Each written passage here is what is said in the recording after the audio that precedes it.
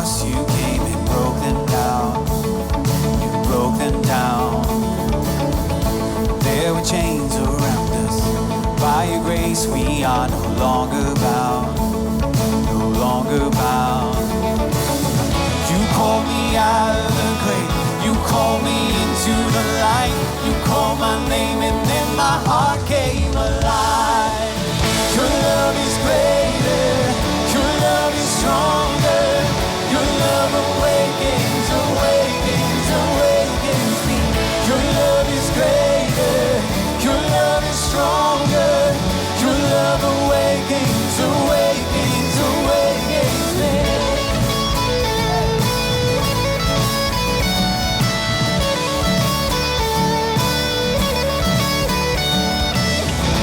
Feel the darkness shaking. All dead are coming back to life. I'm back to life. Hear the song awaken. All creation singing we're alive. 'Cause you're alive. You call me out of the grave. You call me into the light. You call my name and then my heart came alive. Your love is greater. Your love is stronger. Your love awakens, awakens, awakens me. Your love is greater. Your love is stronger. Your love awakens, awakens, awakens me. Oh, what a love we found. Death can't hold us down. We shout it out, we're alive, 'cause you're alive. And what a love we found. Death can't hold us down. We shout it out, we're alive, 'cause you're alive. And what a love we found. Death can't hold us down. We shout it out, we're alive, 'cause you're alive.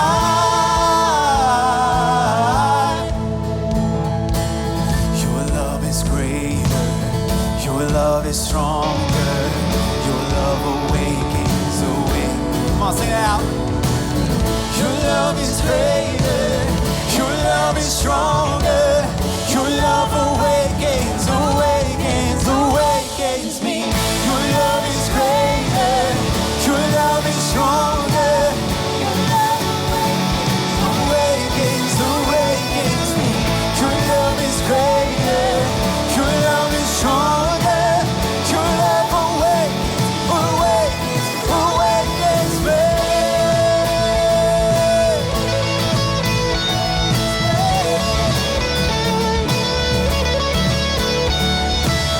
Your love is greater.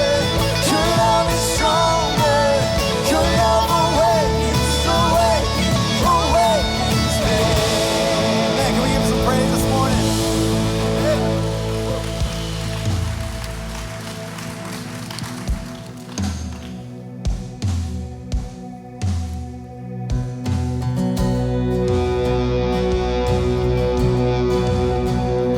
Let our praise be your welcome. Let our songs be a sign that we are here for you. We are here for you. Let your breath come from heaven. Fill our hearts with your life. We are here for you. We are here for you.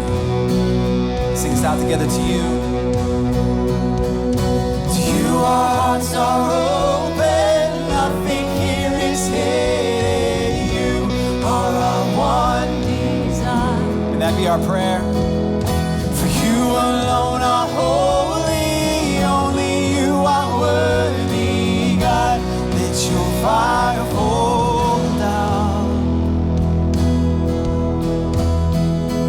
Let our shout be your river. Your renown fill the sky.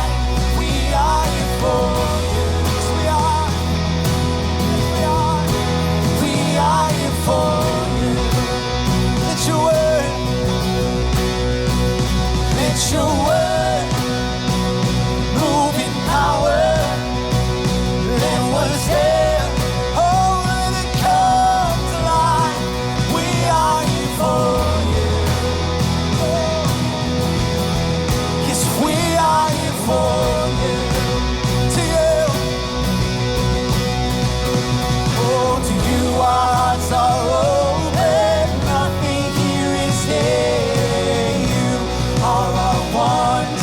desire. For you alone are holy, only you are worthy, God. Let your fire fall down. To you our hearts are open, nothing here is hidden. You are our one desire. You alone are holy, only you are worthy, God. Let your fire fall.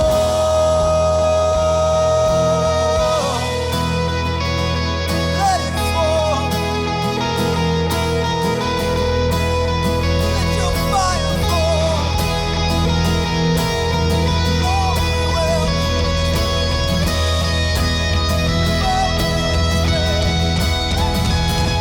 we welcome you with praise.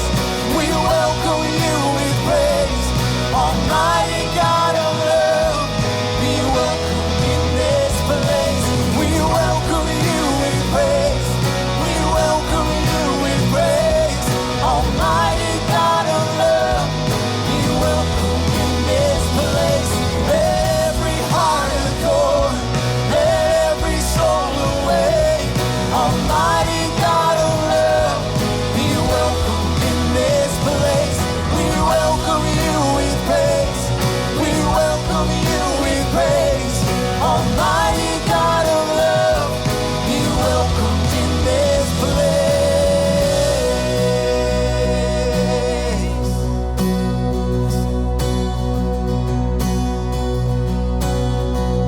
Say to you our hearts are open, nothing here is hidden. You are our one desire. You alone are God. Let your fire fall down. Say to you our hearts are open, nothing here is hidden. You are our one desire. For you alone are holy, only you are worthy, God. Let your fire fall down. Amen. That be our prayer tonight.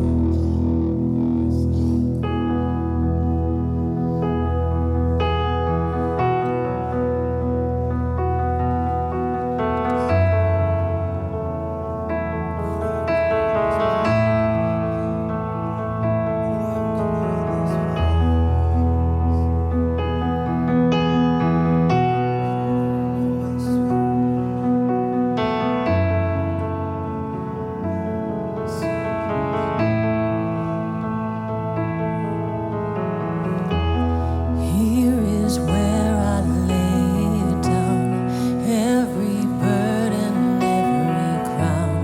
This is my surrender. This is my surrender. Here is where I lay down every lie and every doubt. This is my surrender. And I will make room for you to do whatever you want to do whatever you want to. And I will make room for you to do whatever you want to do whatever you want to.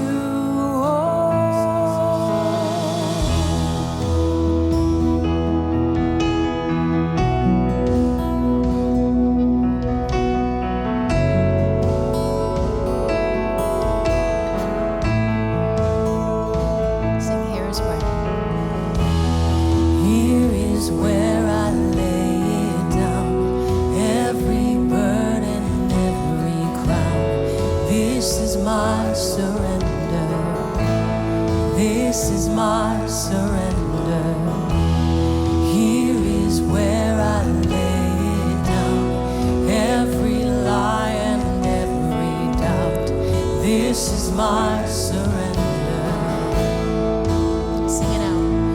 And I will make room for you to do whatever you want to do whatever you want to. And I will make room for you to do whatever you want to do whatever you want to. And I will make room for you to do whatever you want to do whatever you want to. And I will make room for you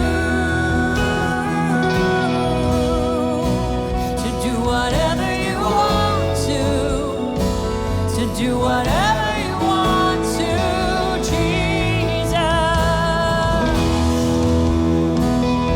You can have your way. You can have your way, Jesus.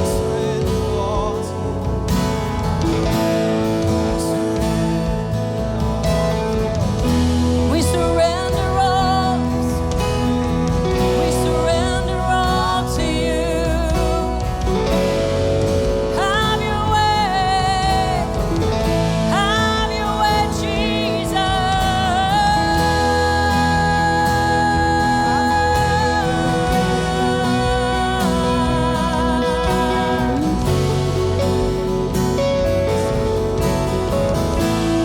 Shake up the ground. Shake up the ground of all my tradition. Break down the walls of all my religion. Your way is better. Your way is better. Shake up the ground of all my tradition. Break down the walls of all my religion. Your way is better. Your way is better. Shake up the ground of all my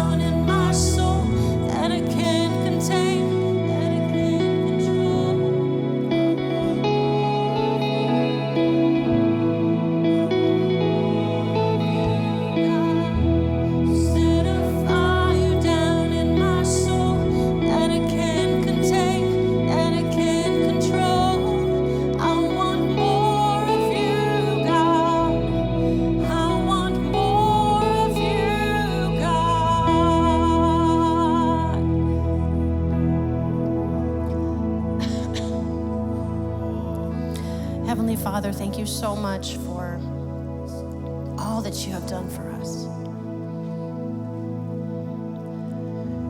We want more of you. We want more of you in our lives. We want more of you throughout everything that we are and everything that we do, to the point that you're spilling out on everyone around us, Lord.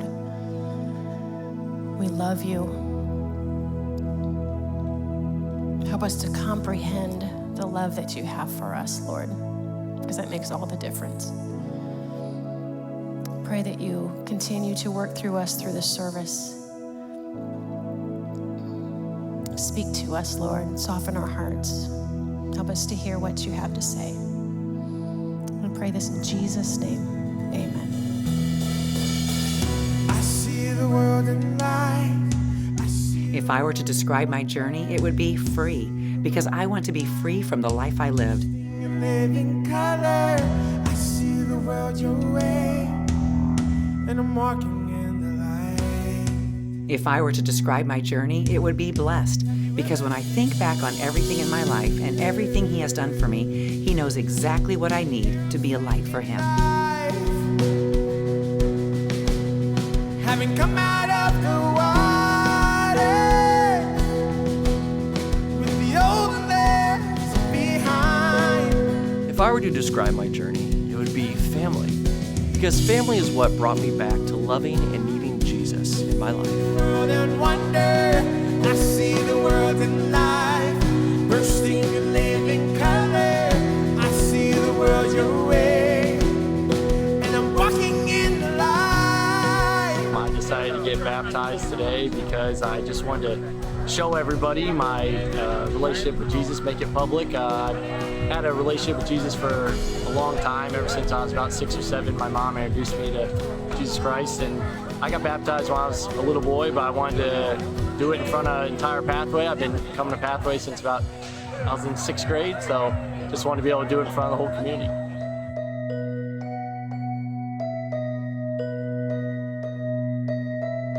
I think we can applaud that, right? So many good things.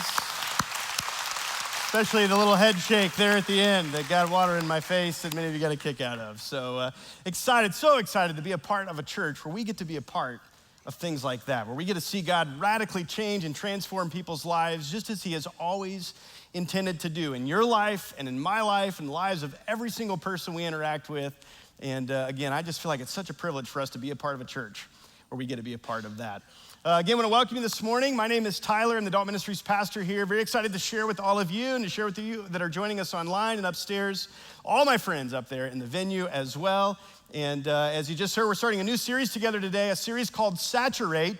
And it's a great follow-up to what we talked about together last week. If you were here last week, we had a couple of our missionaries that we support as a church who are here, and they shared with us. And I don't know about you, but as I listened to them and I listened to their passion and their conviction and their commitment to doing whatever it takes to share Jesus with others, I found myself convicted and compelled. And I thought to myself multiple times, I listened to them share last week, man, that's the kind of church that I want to be a part of, a church that's willing to do whatever it takes to share Jesus with others. And I found myself thinking to myself, that's the kind of follower of Jesus that I want to be, that I want to continue to grow into, that's willing and ready to do that as well. And so this is one of the reasons why I'm excited about this series we're starting today, because I think this series is going to help us to get better at that.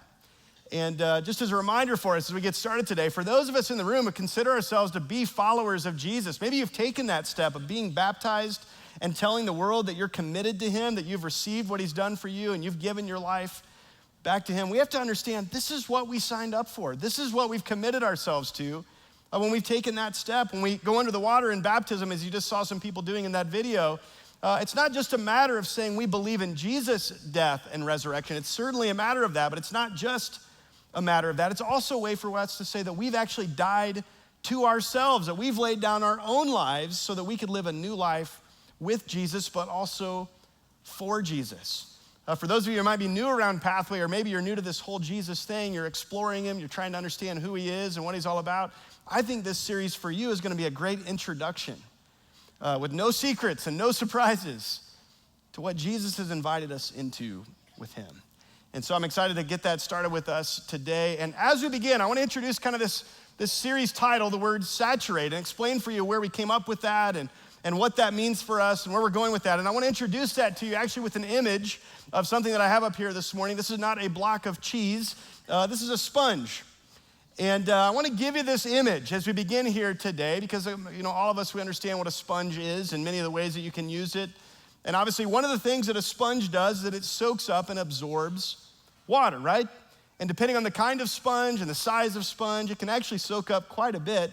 And yet, one of the things we learn about a sponge is that eventually, at some point, as it soaks up and absorbs water, it eventually soaks up so much and absorbs so much that it reaches what some people will talk about as a saturation point. It can't absorb any more.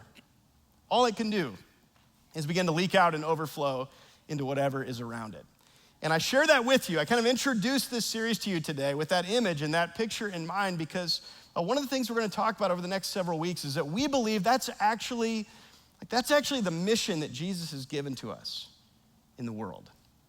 To saturate the world like you saturate a sponge, to so fill up the world around us in the places and spaces that we find ourselves, the places where we live and learn and work and play, everywhere we go, the people that we share a home with, the people that we work with, the people we go to school with, the people in our neighborhood. Jesus has invited us into a mission with him to so fill those lives and those spaces with him that they absorb so much that they literally can't absorb any more. This is the mission that Jesus has given to us, that he's invited us into with him. We actually read about this in a variety of places in the scriptures, but one of the scriptures I want to read for you today as we get started is one found in the book of Acts that's in our New Testament of our Bibles. If you have a Bible with you or something on your mobile device, I want to invite you to turn there in the book of Acts. And Acts was written 2,000 years ago by an early church leader, a guy by the name of Luke. And Luke actually wrote two different books that we have in our New Testament. Luke was a physician, he was a doctor, who had kind of a side interest as a historian.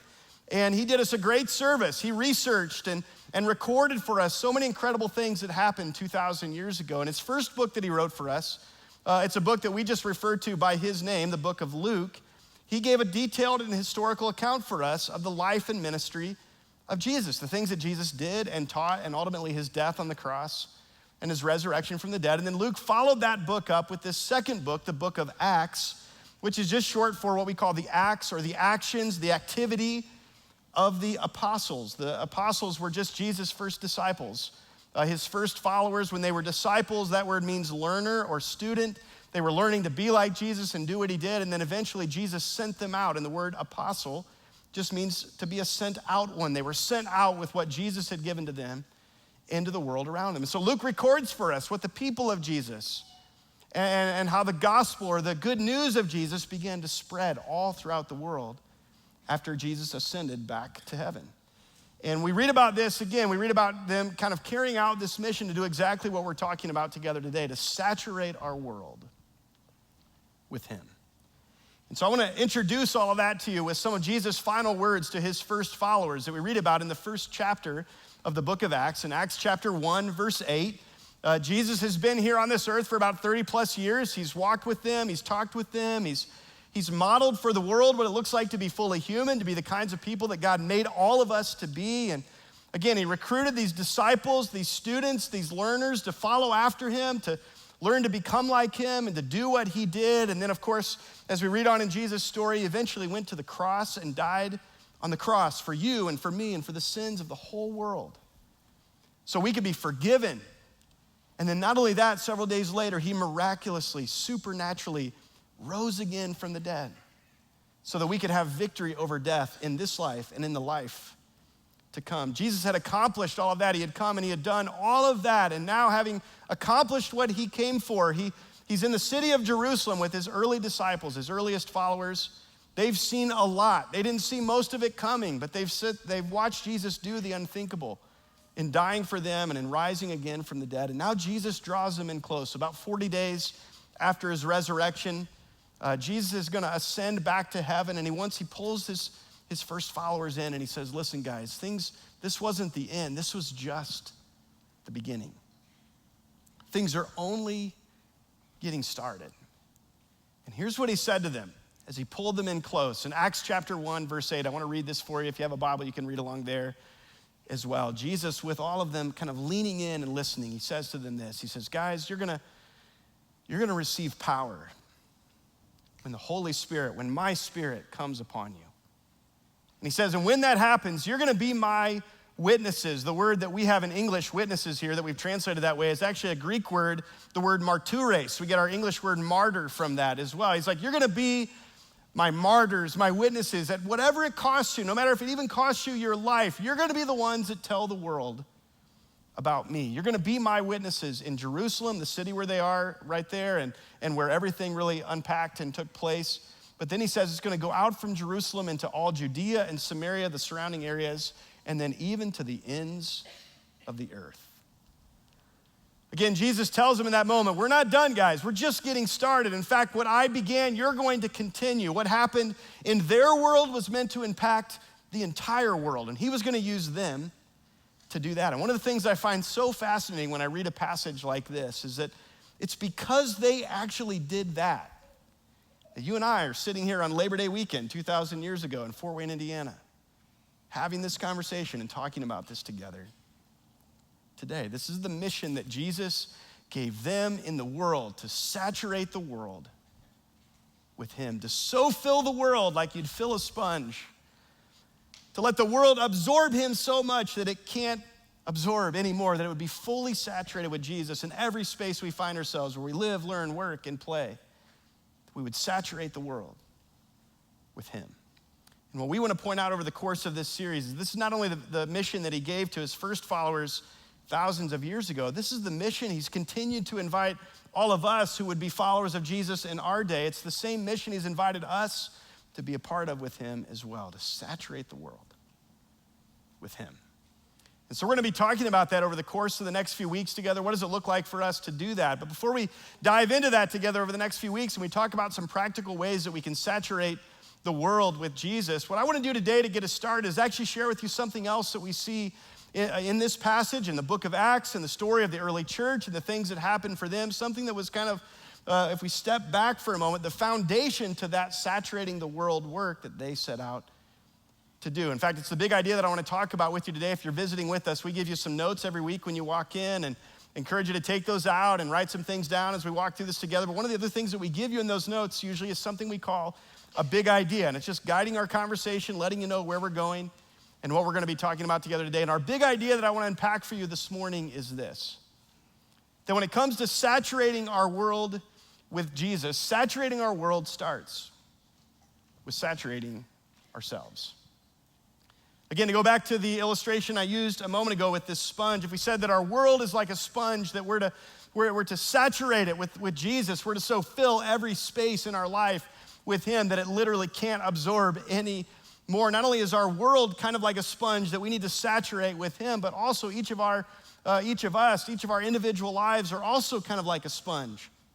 And what I want to talk about with you today is that we actually don't have any water, so to speak, to pour out and saturate our world with if it hasn't first been poured into us and we haven't saturated our lives with it to start.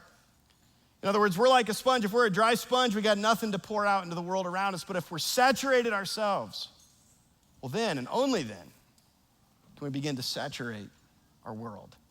There are a couple reasons why I think it's so important to begin here with this. In fact, Jesus alluded to this in Acts 1:8 when he told his disciples, he said, you're gonna be my witnesses to the ends of the earth. But before that happens, what had to happen?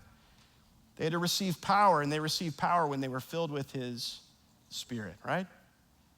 In other words, they had to saturate themselves before they could saturate their world. And it's the same with all of us, and that's what I want to talk about with you as we begin this conversation together today. And there are a couple reasons why this is true, why I think we have to begin there, that I want to point out for you. And the first one is this: that when we saturate ourselves, one of the reasons that's so important for us, or one of the things that does for us that I don't think we can experience any other way, is that when we saturate ourselves first, that's the thing that actually excites us about the mission. Here's what I mean by that. We're in a room of many probably well-meaning and well-intentioned people, myself included. And yet here's what I know about me, and what I think I probably know about all of you as well. We're busy people with a lot going on. Life is hard. It's full of challenges and things that our world tells us we should chase after and accomplish. and acquire. And so here's what I know about me, and I think I know about you, that if we don't saturate ourselves, even if we say that we care about the mission of Jesus, even if we say that we want to be a part of that, we want to participate in that, I think that for many of us, we actually really don't care that much and won't care that much unless we've saturated ourselves first. Again, there's too many other things that distract us, that vie for our attention and our passion and our investment and our energy and our efforts, which is why we have to begin there. We won't even want to join Jesus in his mission unless we saturate ourselves first. But not only that, in addition to that, I think it excites us about the mission, but it's also, when we saturate ourselves, it's also what equips us for the mission. In other words, for some of us, not only will we not want to join Jesus in what he's doing in the world unless we've saturated ourselves, we also won't be able to join Jesus in that. We don't have what we need in and of ourselves. We don't have the resources, the skills, the abilities, the passion, all that we need to do that. We're not equipped to do that unless we first saturated ourselves. Which is why I think Jesus told his first followers, you have to begin here. You're gonna be my witnesses. You're gonna saturate the world with me, but first you need to be saturated with me yourself. Our mission is to saturate the world with him, but saturating our world starts with saturating you and me, and beginning with what God does in us that overflows into what he wants to do through us in the lives of others all around us. So how do we do that? How do we saturate ourselves so we can saturate our world? Well, again, I think there's some great clues and great cues that we can take from the early church, a group of people not unlike many of us, normal, everyday, common people, no one special, no superpowers, common everyday people like you and me. But because they saturated themselves, they saturated their world with him. And what do we see with them? I think that the way that they did that is they filled their lives with some things that we read about in those early chapters of Acts that I want to point out for you today. That I think if we can fill our lives with the things that we see that they filled their lives with, that we can saturate ourselves too, and because of that, be able to saturate our world. So what were some of those things? I want to list and talk about a few of those with you. The first one is this that I want to point out, is that to saturate ourselves, one of the first things we need to do is we need to make sure that we fill our lives with the Spirit of Jesus. Again, we just read about this. We just mentioned this a moment ago in Acts 1:8, where Jesus says, you're gonna be my witnesses, but first you need to receive my Spirit. Again, he told them this about 40 days after his resurrection, right before he ascended back into heaven. And they had to wait about 10 more days until they actually got to experience what Jesus told them would happen. And we read about it in the book of Acts in the second chapter. In Acts chapter 2, we read about an event that we just refer to as Pentecost. And at that event, again, Jesus' first followers, they didn't know what to expect. Jesus told them what was coming, but they didn't know when, they didn't know how, and so there they were, gathered together for prayer, waiting and wondering and unsure of what to expect, when and how. And all of a sudden, as they did that, as we read in Acts 2, it says that the sound of what sounded like the blowing of a violent wind came rushing in among them. And in a moment, they were filled with the Spirit of Jesus, the Holy Spirit, and it changed everything. When we read their story, we see a group of people that was confused and uncertain and afraid. And in a moment when they were filled with the Spirit of Jesus, everything changed. It went from confused and uncertain and afraid to courageous and bold and convicted, and nothing would stop them. One of the great examples of that is a guy by the name of Peter. If you've been around the church or you've read your Bibles or you know some of the stories of Jesus, you've no doubt heard of Peter. Peter was one of Jesus' closest followers and friends, and yet Peter was one of those guys that perhaps is like some of us, where Peter would often talk first and think second. And whatever was in his heart would just come bursting out. He didn't always think about what he was going to say. And on one occasion, probably one of the most famous stories of Peter was one of his most embarrassing as well, where he had gathered with Jesus with some of the other disciples the night that Jesus would be arrested and ultimately condemned to die on the cross. And as Jesus gathered together with them, Jesus knew what was coming, but his disciples didn't. And Jesus told his disciples, he says, guys, there's some stuff that's about to go down. And when it happens, all of you are gonna run away in fear. You're gonna abandon me. You're gonna leave me. You're gonna flee and try to save yourself. Peter immediately responded and said, no way, not with me, Jesus. Maybe everybody else will run and hide and be afraid and try to spare themselves, but not me. I'll die with you, Jesus. And yet a few hours later, as Jesus was being questioned and prosecuted again on his way to the cross, and Peter standing off in the distance, and people say, hey, wait a minute, we recognize you. You were with this Jesus character. And Peter denies 3 separate times that he even knew Jesus.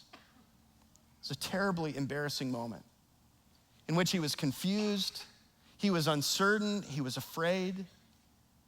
And yet what we read in Acts chapter 2 is that when he was filled with the Spirit of Jesus, all of that changed. And he went from being fearful to bold and courageous, calling the very people who crucified Jesus out, saying, he was your rescue and you put him to death.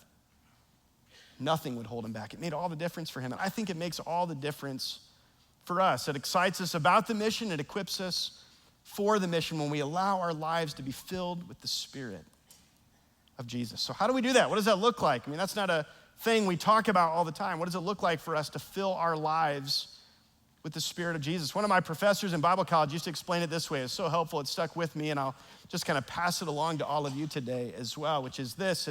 He used to say that being filled with the Spirit of Jesus isn't about us getting more of him, but it's about him getting all of us. In other words, it's not about, oh, we need more and more of you. We need you to give you more of, or give us more of yourself. It's about we need to give him access to more of ourselves. We give him access to more of our life.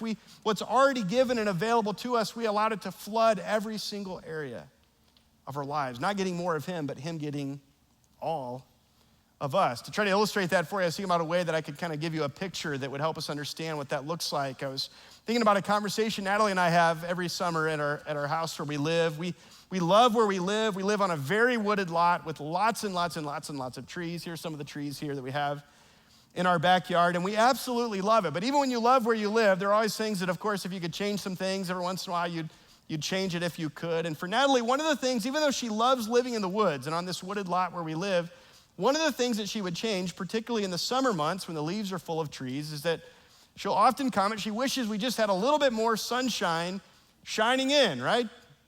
And I always try to encourage her. I say, hey, listen, in a couple months, we're gonna have about 8 months of winter with no leaves on the trees. You're gonna get all the sunshine you can handle, which never really makes her feel any better about that. She wants the sunshine when it's nice outside. And as I was thinking about that the other day, I was doing dishes in our kitchen there and looking out the window, and I saw these trees and the sun, you can see it kind of trying to shine back there. And as I thought about that, I thought this is actually a good illustration of what it means for us to fill our lives with the Spirit of Jesus. You see, when we think about our yard and the sun shining in and the trees and all of that, the amount of sun that's shining, the amount of light that's there and available doesn't change, does it?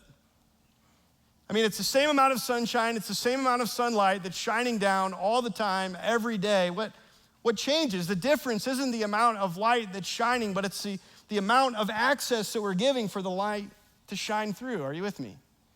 In other words, it's not about getting more sunshine, it's about giving more access for the light that's already there to fill the spaces that it can't quite reach.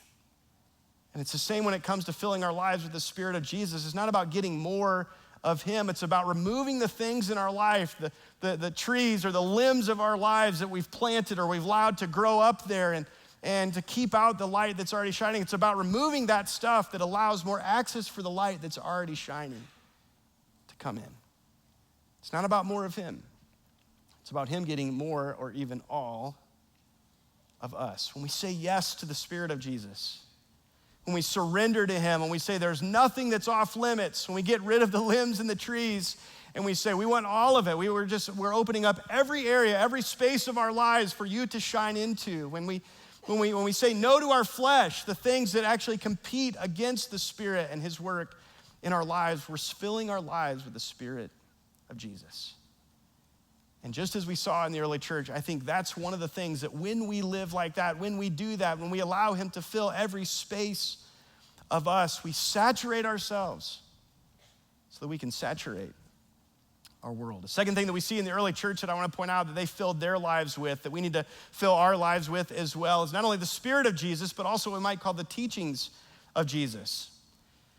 And we read about this in Acts chapter 2, another passage. Actually, one of the great gifts that Luke gave to us was all the ways that he described the early church for us. We get a glimpse into what it looked like to be Jesus' first followers and to saturate their world because they had been saturated themselves. And one of the things that he describes for us in the book of Acts chapter 2, verse 42, one of the great descriptions and summaries of the early church is this, that he says this: there were several things they were devoted to. They devoted themselves to the apostles' teaching and to fellowship and to the breaking of bread and to prayer. And this phrase, this line here, the apostles' teaching, again, I mentioned to you at the beginning, the word apostle is just a word that we've given to Jesus' first followers, those first disciples who became sent out ones. They were sent out into the world. And so the early church devoted themselves to their teaching because their teaching was actually Jesus' teaching that he had first given to them. And so they wrapped their lives around that. They immersed themselves in that. They were devoted to the apostles' teaching, to Jesus' teaching that was given to them through the apostles. And it made all the difference. The teaching about who Jesus was and what he had come to do and what he had accomplished for us and the ways that he lived and the ways that he invites us to live for and with him as well. They were devoted to that. And I think it's one of the ways they saturated themselves so they could saturate their world. And I think what was true for them is true for all of us as well. Now, the way we do that today, we don't have any apostles from the early church that are still hanging around. They're with Jesus in heaven right now. But what we do have is their words, their teachings, the teachings of Jesus that they passed along, recorded for us in the words of the Bible and the scriptures. In fact, the words of the New Testament are the words of those apostles. The way that we can devote ourselves to the apostles' teaching is by devoting ourselves, immersing ourselves in the words that we find in the New Testament of our Bibles. This is why we talk so much about something here at Pathway we just call God time. And we start with our youngest kids in Kid City all the way up to our adults. We talk about this idea of spending regular time with God every day in which we read from the Bible, we reflect on what we're reading, and we respond to it in some way every day. And in doing that, we're filling our lives with the teachings of Jesus. We're saturating ourselves so that we can saturate our world. I don't know about you, but again, for me, I'll just speak for myself. Even as somebody who does this kind of thing for a living as a pastor, I know in my own life, if I drift from that, if I'm not filling my life with the teachings of Jesus, there are too many other distractions. There's too many other things that call for my attention, my time, my energy, and my efforts. It's so easy for me to get caught up in my own selfish ambitions and personal kind of goals and missions that I have for my own life, that I begin to neglect or overlook or forget or just reject altogether the mission Jesus has given us to saturate our world with him. That's true for me, and I think that's true for you as well. If we're not filling our life with the teachings of Jesus, we're gonna be like a dry sponge, not saturated and overflowing, but like a dry sponge starving for what we can only find and be filled with in that. It's one of the reasons we do what we do when we gather on the weekend, why you all come and you gather in a space like this and you listen to Pastor Ron or a pastor like me share with you teachings from Jesus. It's kind of a weird thing that we do every week when you think about it. I mean, where else do you go in your life and every week you carve out time to sit and listen to one other person talk for 40 minutes about ancient words from an ancient book from thousands of years ago in another part of the world? It's kind of a weird thing, but we do it to fill our lives with the teaching of Jesus so we can saturate ourselves and be able to saturate our world. It's one of the things that they did that I think was how they saturated themselves and could saturate their world. And I think it's true for us as well. Third thing I want to point out for you is this: not only filling our lives with the Spirit of Jesus and the teachings of Jesus, but also the people of Jesus. Other followers of Jesus, other people that know him and are committed to him and are committed to the mission that he's given to us in the world to saturate the world with him. We need each other in this as well. And in fact, the early church was a great example of this in Acts 2:42 that I read for you a moment ago. Not only did it say that they devoted themselves to the apostles' teaching, but they also devoted themselves to this thing we call fellowship. And that word translated fellowship actually comes from a fascinating, a loaded, a significant Greek word, the Greek word koinonia. I have it up here on the screen. In fact, why don't you just to say that you learned something here at church today, why don't you turn to your neighbor and just say the word koinonia.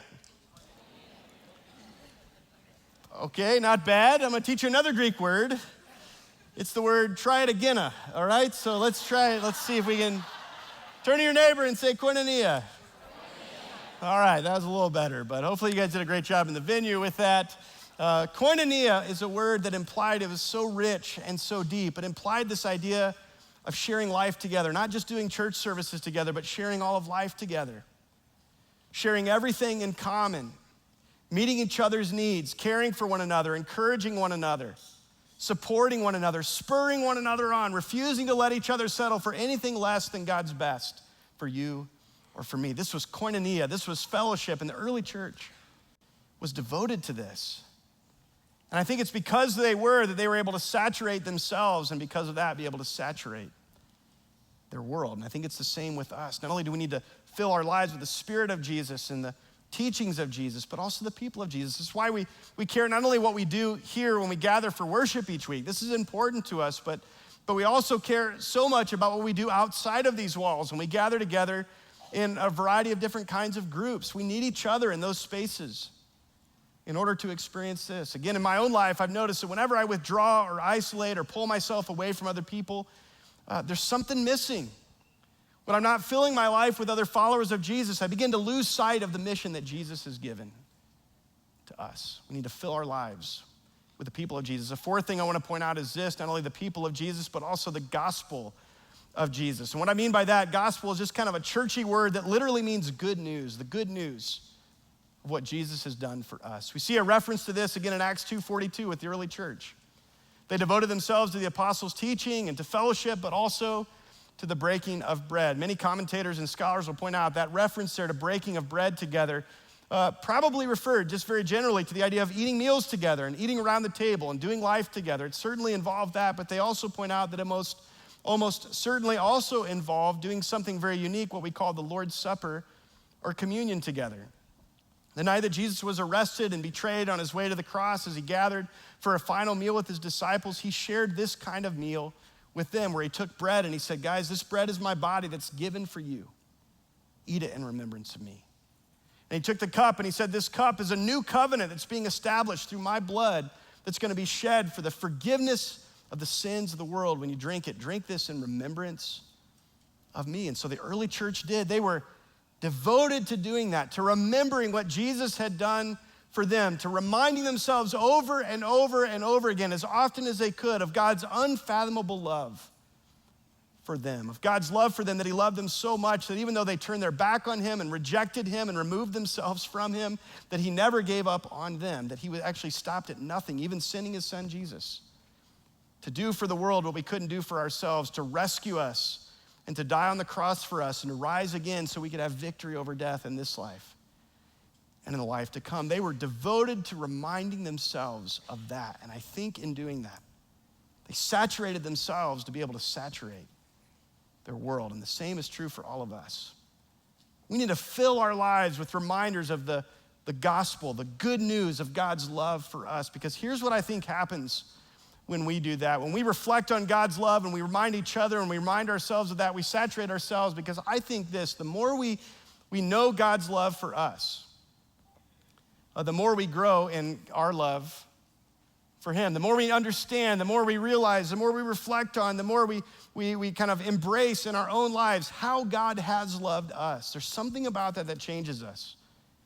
And as we understand that, the more we know God's love for us, the more we grow our love for him. And then when that happens, what also begins to happen is that the more we grow our love for him, I think then the more we show his love to others. It's so important to fill our lives with reminders of the gospel, the good news of Jesus. We need to fill our lives with the Spirit of Jesus and the teachings of Jesus and the people of Jesus and the gospel of Jesus. The fifth and final one that I want to point out for you is this: in addition to all of those, we need to fill our lives with the beard of Jesus. And I'm just kidding, we don't have to fill. I think Jesus had a sweet beard. I just want to make sure you're all still with me. So you guys paying attention and writing down stuff. So anybody write beard in there? It's not right, but I just wanted to see if you're still hanging with me. But probably had a sweet beard, but I'm not talking about that. The last thing I want to point out is that we need to fill our lives with the worship of Jesus. And again, we see a reference to this in the early church and what they were devoted to, not only the apostles' teaching and to fellowship and the breaking of bread, but also to prayer. I use those words interchangeably because I think prayer ultimately is just an act of worship. Prayer is not so much about words that we say or wish lists that we bring to God, but it's about a posture that we live with toward God, in which we humble ourselves and we bend our knee to him. and we acknowledge him as our king, and we say, God, you're the only one that we can depend on. You're the only one that we can trust. You're the one that deserves our time and our attention and our focus and our hearts. We humble ourselves before you in prayer, and in doing that, we're worshiping him. And if we fill our lives with the worship of Jesus in that way, just as we see in the early church, I think we saturate ourselves to saturate our world. There's so many ways to do that. It's why we do what we do again when we gather, when we sing songs together. Some of you would say, well, I'm not much of a singer, but this is why we do this. It's kind of a weird thing that we do. Again, where else do you gather with large groups of people, many of which you don't even know that well, and sing songs together, right? I mean, maybe a baseball game or a birthday party, or if you're a concert kind of person, maybe at a concert, but we don't usually do that. And yet week after week, we do that here. Why? To fill our lives with the worship of Jesus, to saturate ourselves so we can go out and saturate our world. It doesn't have to just be here. It's the things we do in our homes. We love to play worship music just when we're home during the day and just fill our home and to fill our hearts with the worship of Jesus while you're exercising or working out or while you're driving places in your car to and from work or wherever you're going. There's so many ways for us to do that. And if we fill our lives with that, we can saturate ourselves and then in turn be able to saturate our world. As we said at the very beginning, the mission that Jesus has given to us has been the same since the very beginning that continues in our day as well. It's a mission to saturate our world with him. Our homes, the places that we work, the places we go to school, the neighborhoods that we live in, we're to fill up our world around us so full of Jesus, to saturate it with Jesus that it can't absorb any more.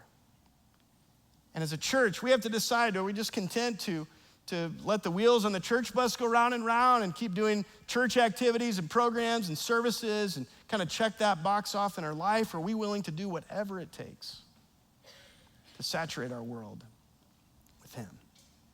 Again, I hope we'll be the kind of church that will, and we have to understand, as we talked about today, that we'll only be able to do that. And in fact, I think we'll actually only want to do that when we first saturated ourselves. Saturating our world starts with saturating ourselves. I want to end with this kind of image that I gave you at the very beginning, the image of this sponge this morning. And as I thought about this illustration, I actually had a great image in my head of what it was going to be like. I was going to have a bucket here and a pitcher of water, and I was going to just pour water over this sponge and show how it soaks up until it can't absorb anymore, and then it's saturated, and then it has to overflow and all that kind of stuff. And yet it kind of fell apart a little bit at home, and I was trying this in my sink in my kitchen. I was pouring the water over this sponge, and I realized that as I was pouring the water over it actually didn't soak up any of the water at all. The water just kind of ran off the top and down the sides. I'm like, well, this isn't going to work really well at all. And I quickly realized that actually the only way I can get this thing to soak up and absorb the water, I couldn't just pour the water on it. I actually had to do what? I had to like push and squeeze it first, right? And then it could absorb the water. And I thought, well, I mean, that'll preach too, right? Because when we think about letting God saturate us so we can saturate our world, it's not going to happen just by playing it easy and doing what's normal and status quo and the carousel of everyday life. We're going to have to kind of be willing to let our lives be squeezed and pushed and made uncomfortable in order to be saturated with him. And not only that, as we'll talk about over the next several weeks, one of the other things I discovered with this is that even when I filled this up with water that way, it really didn't leak out and overflow very much until I did what? Pushed and squeezed it again, right?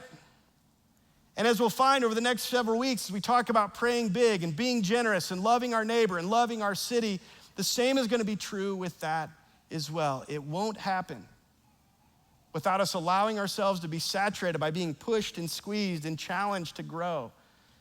And then also being willing to be pushed and squeezed so that what's been poured in can also be poured out. And my hope and prayer for us as a church is that we'll be the kind of church with the kinds of followers of Jesus that may not always like it, it may not always be easy or comfortable, but we'll be willing to do whatever it takes to saturate our world with him. But saturating our world starts with saturating ourselves. So here's a couple next steps, very specific next steps. I don't always give these this way, but I want to do this today because I think there's some things that we can do starting tomorrow, this week, together, that will help prepare us for where we're going in this series, that will help to saturate ourselves so we can saturate our world. Here are these things. They're not in your notes. You have to write them down, but here are the things that I want to challenge you to do this week. Number one, I want to challenge you to begin each day this week with a simple prayer. Since we said we need to fill our lives with the Spirit of Jesus, I want to challenge you each morning when you wake up. It doesn't have to be the very first thing, but one of the first things that you do. I want to challenge you. I want to invite you just to begin each day with a simple prayer in which you ask Jesus to fill you with his Spirit. And as part of that, in which you ask him to give you an opportunity to say yes to his Spirit in some way that day. I just invite you to try that, to start there and to begin each day with a simple prayer like that. Number two, the second thing I want to challenge you to do is this. Every week we give you God time reading plans that are in your notes. If you look on the back of the notes that you've been filling in this morning, there's a reading plan for this upcoming week of scriptures that will walk you through the first 4 chapters of the book of Acts. It'll remind you of some of the things we talked about. It'll introduce some of the things that we're going to talk about the early church and what it looks like to saturate ourselves so we can saturate our world. And I want to challenge you this week. Maybe you already have a reading plan you follow. Maybe you've never done anything like this before, but I want to challenge all of us to read, reflect, and respond to the God time readings that we've given you specifically for this week. And I want to encourage you to do that. And then third and last, what I want to challenge you to do is this. If you're not already part of a small group, because I think to saturate ourselves, we have to fill our lives with the people of Jesus, I want to challenge you this week. Don't come back next week and without giving some thought to thinking about what group you could join or perhaps even start and lead this fall. Maybe some of you are already planning to be a part of Mandate Monday or Women's Bible Study, or you're part of Reengage or one of our college groups, or maybe you're already in a small group planning to lead a group. But whatever it is, if you're not a part of any of those, I want to challenge all of us so that we can saturate ourselves and saturate our world. Let's think this week and come up with a plan. If you have to talk to your spouse or whoever it might be, let's come up with a plan for this fall for each of us to find our place in a group where we can grow with others and experience being saturated ourselves so we can saturate our world. Again, as we move into the future together, this is the kind of church Jesus is calling us to be, and it's going to take all of us willing to own that mission and be a part of that mission of saturating our world, but it starts with us making the decision to saturate ourselves and to do the things that will allow us to be poured into so that we can also pour out. As we wrap up our time this morning, I just want to, before we rush out of here and hit the ground running, we're going to sing one last song together as a way of reflecting on this, as a way of responding to this, as a way of even just praying and asking for the Spirit of God to help us do what we've talked about today. And so here downstairs and upstairs in our venue, we're going to sing this song together, and I want to read you just a couple of the lyrics that I think are so powerful that we're going to sing together here in the next couple of minutes. Spirit of the living God, we only want to hear your voice. We're hanging on every word. Spirit of the living God, we want to know you more and more. We're hanging on every word. Spirit of the living God, we're leaning into all you are. Everything else can wait. Come now and breathe upon our hearts. Come now and have your way. And then I love these words, these lines that we're going to sing together, because when you speak and when you move and when you do, the Holy Spirit, when you do what only you can do, it changes us. It changes what we see and what we seek. So we're going to sing that together as our prayer and our response as a way of reflecting on what we've talked about together today. Why don't you go ahead and stand with me upstairs in the venue if you want to stand as well. And let's sing this out as a response to our God this morning.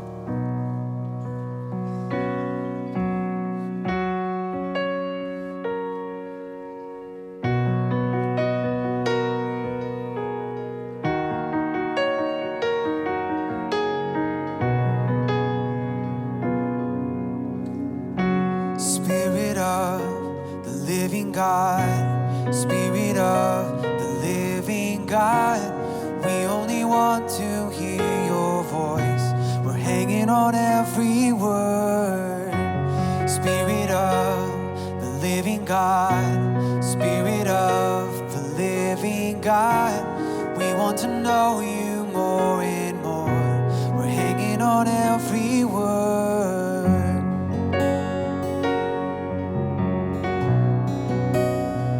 Come and speak to us.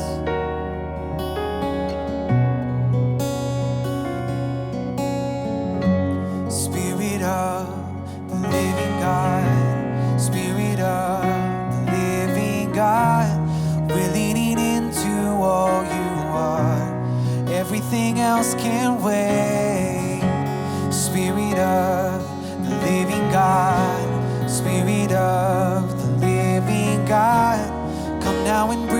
upon our hearts. Come now and have your way. 'Cause when you speak, when you move, when you do it only you can do, it changes us, it changes what we see and what we seek.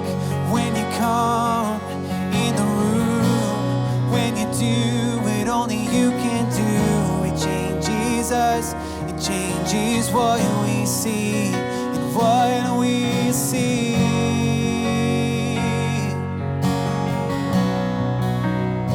It changes everything.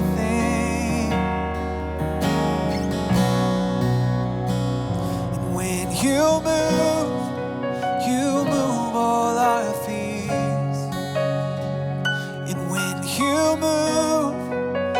move us to tears. And when you move all our fears. And when you move us to tears. Yes, you do. When you fall, we fall on our knees. And when you fall, we fall at your feet. And when you fall, we fall on our knees. And when you fall, we fall at your feet.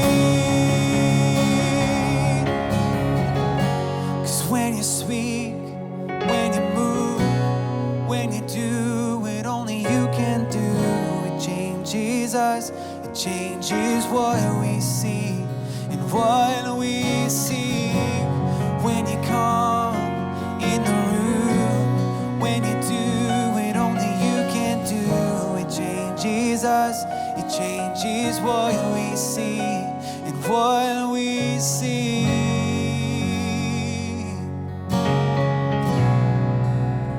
You're changing everything.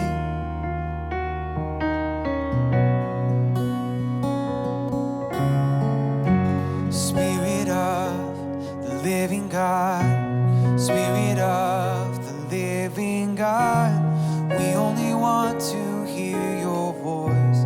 We're hanging on every word. Heavenly Father, I pray that this morning that those words would be the posture of our heart, Lord. That we would want to hear your voice, Lord.